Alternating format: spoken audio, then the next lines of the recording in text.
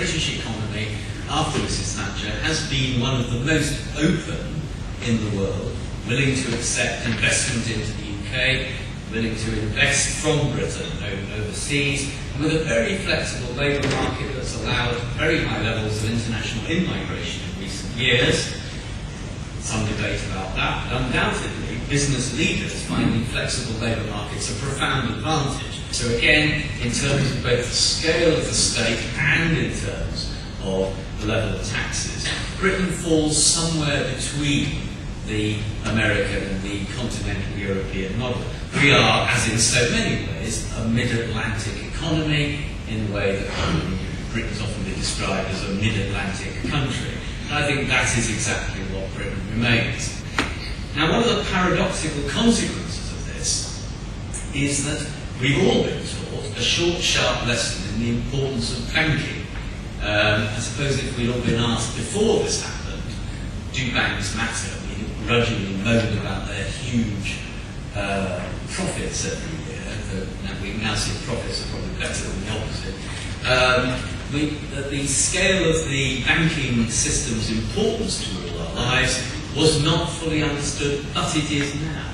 We now realise that if the banking system had failed, and there was clearly a risk of this happening 4 or 5 weeks ago, then everything would have stopped.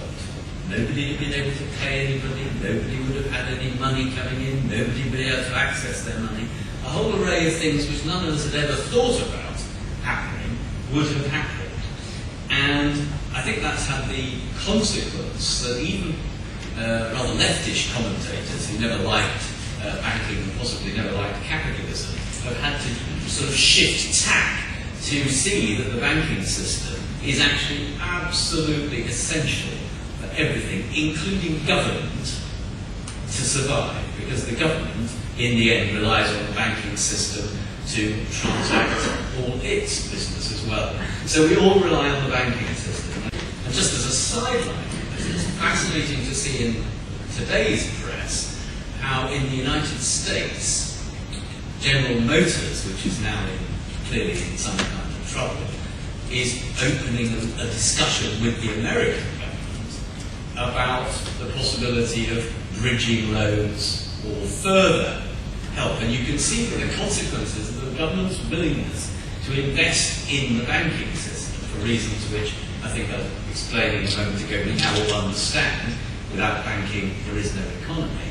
Will now be large corporations, presumably not only in America, to think, well, if the banks get bailouts because of all of this, why shouldn't our industry, particularly if, like General Motors, it employs a huge number of people and is essential to the American economy at home and as an exporter.